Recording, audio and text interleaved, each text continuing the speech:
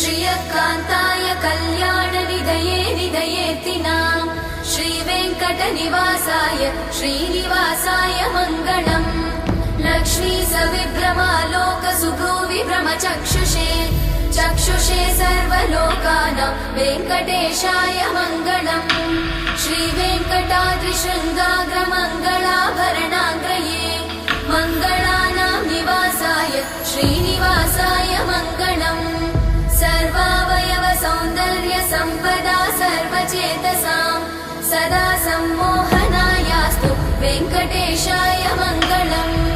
नित्याय निरवध्याय सत्यानन्दचिदात्मने सर्वान्तरात्मने श्रीमद् वेङ्कटेशाय मङ्गलम्।